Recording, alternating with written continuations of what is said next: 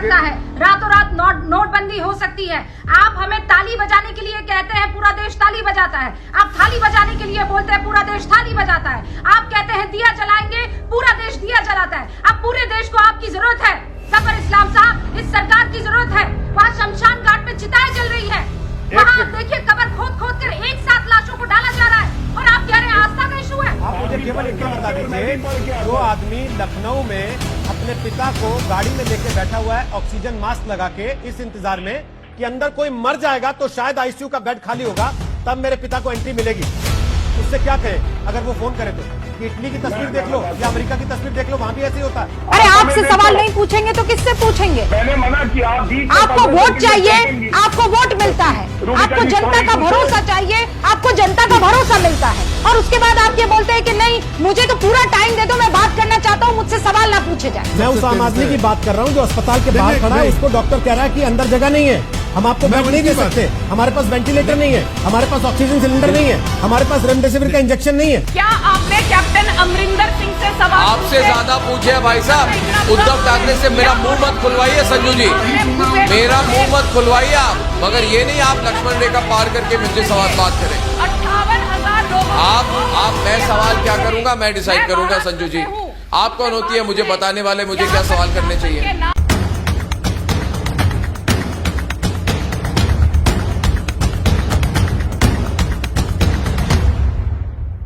की चीज कतई मत बोलिएगा जफर इस्लाम साहब, मैं बिल्कुल नहीं मानूंगी, मैं बिल्कुल नहीं मानूंगी। क्या नहीं आस्था है तो क्या, आस्था है तो क्या, लेकिन आस्था है तो क्या? के वो साथ गंगा में डुबकी लगाने से उनको कोरोना नहीं होगा। प्रोटोकॉल के साथ की। हाँ तो फिर 1000 केसेस कैसे आगे मुझे बताइए। नहीं प्रोटोकॉल फॉलो कर रहे हैं ना, कि प्रोटोकॉल फॉलो किया उन्होंने। अगर प्रोटोकॉल फॉलो नहीं करते तो उसकी बात ये, जब आरटीपीसीआर टेस्ट के बाद आप पॉजिटिव है, कहाँ है 2 गज की दूरी मुझे बताइए, कहाँ है 2 गज की दूरी बताइए ना मुझे जफर इस्लाम साहब। एक मुंडी से दूसरी मुंडी चिपकी हुई है, कहाँ प्रोटोकॉल फॉलो किया जा रहा है? आरटीपीसीआर आप लेकर चले जाइए, उसके बाद पहुंच रहे हैं घर पर तो पॉजिटिव होकर पहुंच रहे हैं।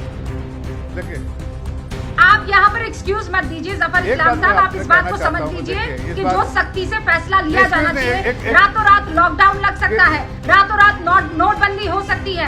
आप हमें ताली बजाने के लिए कहते हैं, पूरा देश ताली बजाता है। आप थाली बजाने के लिए बोलते हैं, पूरा देश थाली बजाता है। आप कहते हैं दिया जलाएंगे, पूरा देश दिया जलाता है। अब पूरे देश को आपकी जरूरत है जफर इस्लाम साहब, इस सरकार की जरूरत है। वहाँ शमशान घाट पे चिताएं जल रही है, वहाँ देखिए कबर खोद खोद कर एक साथ लाशों को डाला जा रहा है, और आप कह रहे हैं आस्था का इशू है। मानव जायसवाल कुछ कहना चाहते हैं? नहीं सर, बिल्कुल नहीं, बिल्कुल नहीं।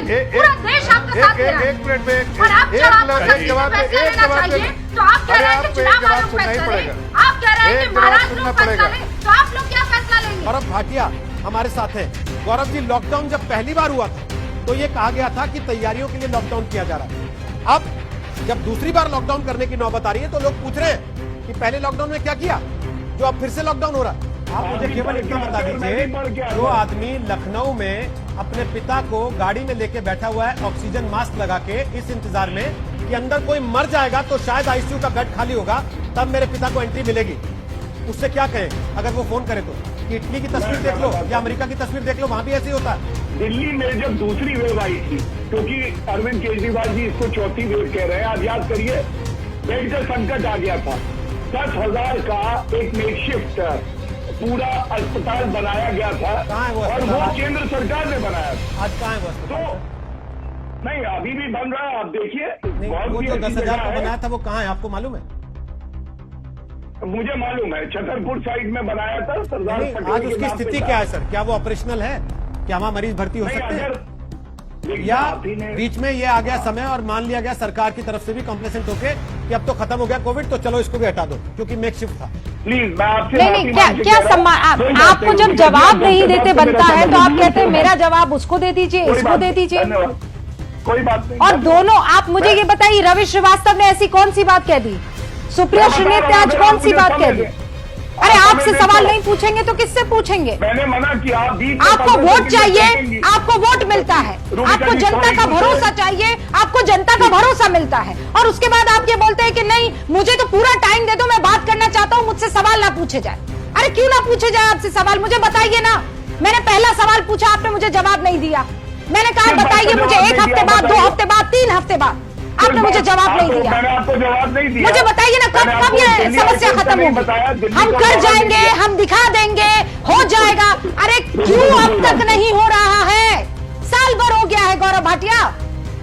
और डॉक्टर साहब को मेरा सलूट सर बताइए ना, शो में मेरे पास वक्त है आप बीच में टोकेंगी तो और मैं ना नहीं ही बोलूंगा। मैं कोविड आपसे की फिर से कह रहा समस्या हूं, से लड़ने का हमारे पास मुझे वक्त देख रहे है। हैं। मुझे जो मैं कहना था वो जिम्मेदारी मैंने से कह बात दिया करता हूं। और आप मैं मुझे आपको जवाब जवाब नहीं दीजिए। कर पाऊंगा, आप sorry। जब कोई आप सुनिए, दर्शक को आपको देखने में कोई इंटरेस्ट नहीं है। मैं उनको दर्शक को सुनने इस में सवाल का interest है। जवाब जानने में इंटरेस्ट है कि अगर बताइए आप खुद बोलिए, समस्या का हल आप क्यों जो नहीं सुन मिल रहे हैं, रहा आप है? मैं सिर्फ बताइए डॉक्टर साहब सिलेंडर को- क्यों नसीब नहीं हो रहा है? बताइए शमशान में क्यों इंतजार करना अगर पड़ आप रहा एक है? मिनट चुप रहेंगी तो बताइए, बताऊंगा। जवाब एक मिनट दीजिए चुप आप रहेंगी इसका। तो बताऊंगा। 1 मिनट तो चुप हो जाएगी। मैं 2 मिनट चुप रहूंगी सर, मुझे इसका जवाब दीजिए बस। 2 मिनट। लेकिन सवाल ये कि क्या कोरोना की लड़ाई भगवान भरोसे आ गई है? गुजरात के हाईकोर्ट को इतनी तल्ख टिप्पणी क्यों करनी पड़ी? क्यों अस्पतालों के बाहर लाइनें लगी हैं? क्यों अस्पतालों में दवाई नहीं मिल रही, ऑक्सीजन नहीं मिल रही, इंजेक्शन के लिए लंबी लंबी लाइनें लगानी पड़ रही है, जब ये कहा जा रहा था कि लॉकडाउन का इस्तेमाल स्वास्थ्य सुविधाओं को बेहतर करने में किया गया है? सबसे पहले जफर इस्लाम साहब बताइए, गुजरात की अदालत को ये क्यों कहना पड़ा? लोगों को लग रहा है कि भगवान भरोसे बैठे हैं, कोई सिस्टम नहीं है काम कर रहा। नहीं, देखिए रोहित जी, सारे स्टेट्स काम कर रहे हैं। महाराष्ट्र में भी इसी तरह की हालत है, बहुत सारे और स्टेट्स में भी इसी तरह की हालत है। देखिए ये महामारी है, ये कोई ऐसा नहीं है कि जिसके बारे में हमने जो इंफ्रास्ट्रक्चर जो है डेवलप किया है पिछले दिनों में, पहले बार लॉकडाउन में नहीं था, अब कम से कम लॉकडाउन के बाद ये सारी चीजें मुहैया हैं। रेट ऑफ इन्फेक्शन बढ़ गया तो हो सकता है थोड़ी बहुत जफर साहब क्या इसका अंदाजा नहीं था? कमियां हो सकती क्या हैं। सरकार ने ये मान लिया था कि हम तो जीत गए, अब कोरोना नहीं, खत्म हो गया, अब वापस कुछ नहीं होगा? ऐसा नहीं है। देखिए ऐसा नहीं है। देखिए क्या है, आप दुनिया के अगर आप देखिए हेल्थ इंफ्रास्ट्रक्चर में जो हकीकत है, हमने पिछले 6 महीने में काफी रैंप अप किया है, 1 साल में जब से ये महामारी शुरू हुई। लेकिन अगर स्थान देखें पूरी दुनिया में तो हमारा बहुत नीचे स्थान था, 100 के भी नीचे स्थान था। आज यही उस वक्त आप वीडियो निकाल के देखिए, सारे अपोजिशन लीडर्स का कह रहे थे 2024 तक वैक्सीनेशन नहीं होगा। ये वही देश है और इस देश साहब, की मैं leadership की वजह ऑपोजिशन से की बात कर ही आज नहीं रहा हूँ, vaccination मैं उस सबसे आम तेज आदमी है। की बात कर रहा हूँ जो अस्पताल के बाहर खड़ा है, उसको डॉक्टर कह रहा है कि अंदर जगह नहीं है, हम आपको बेड नहीं दे सकते, हमारे पास वेंटिलेटर नहीं है, हमारे पास ऑक्सीजन सिलेंडर नहीं है, हमारे पास रेमडेसिविर का इंजेक्शन नहीं है। इसमें ऑपोजिशन कहां से आ रही है? ऐसा बिल्कुल नहीं कि नहीं, लेकिन आप देखिए बहुत सारे हॉस्पिटल में आज भी अवेलेबल है। अगर आप स्टेट का जो अनाउंसमेंट उसमें देखिए तो बेड्स भी अवेलेबल है। साहब, कागज पे बेड होने से क्या होगा? अगर आदमी अस्पताल के बाहर खड़ा, उसको वहां अगर एंट्री नहीं मिल रही है, मैं आपको 10 उदाहरण दिखा सकता हूँ ऐसे। भूल जाइए कि आम जनता के साथ क्या हो रहा है, मैं आपको जानने वालों के, परिचितों के 10 ऐसे उदाहरण दिखा सकता हूँ। आपके पास भी लोगों के फोन आ रहे होंगे कि हमें भर्ती करा दीजिए, अस्पताल में जगह नहीं मिल रही है। देखिए क्या है कि अगर आप देखिए, जैसे मैं बॉम्बे का, तो बॉम्बे में सबको लगता है कि एक ही हॉस्पिटल सब जगह दौड़ के चले जाए, लीलावती हॉस्पिटल, इसलिए कि लीलावती बहुत मशहूर हॉस्पिटल है।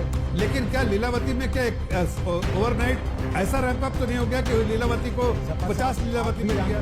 जाहिर है कि वहां पर अगर सब चाहेंगे तो, लेकिन मुंबई का आम आदमी है ना सर, नहीं, जो सड़क किनारे ठेली लगाता है वो लीलावती में भर्ती होने नहीं जाता, वो बीएमसी के अस्पताल में जगह जाता है, जब उसके साथ दिक्कत होती है वहाँ उसको जगह मिल रही है। एक मिसाल दिया मैंने। स्वामी जी क्या और जरा सुन लीजिए मेरी बात, दूसरे लोग हैं उनकी बात भी सुननी जरूरी होती है। इतना बुरा हाल है, क्या आपने कैप्टन अमरिंदर सिंह से सवाल आपसे ज्यादा पूछे भाई साहब, उद्धव ठाकरे से मेरा मुंह मत खुलवाइए संजू जी, मेरा मुंह मत खुलवाइए आप, पूछे, मेरा मुंह मत खुलवाइए। आपने कहा कड़े सवाल कभी भी पूछे तो मुझे आप लेक्चर दे रही हैं। टीकरा आपको मैं देखिए संजू जी, आप हर चीज को पॉलिटिकल मत कीजिए और व्यक्तिगत मत कीजिए, क्योंकि मैं हर चीज को व्यक्तिगत नहीं करता। मगर ये नहीं आप लक्ष्मण रेखा पार करके मुझे सवाल बात करें। 58,000 लोगों मैं सवाल क्या करूंगा मैं डिसाइड करूंगा संजू जी। आप कौन होती है मुझे बताने वाले, मुझे क्या सवाल करने चाहिए? के नाम पर गुंडागर्दी हो रही है। महाराष्ट्र के बारे में आपने पूछ लिया है काफी, मगर आज कोरोना राष्ट्र में फैल चुका है, पूरे राष्ट्र में। धन्यवाद।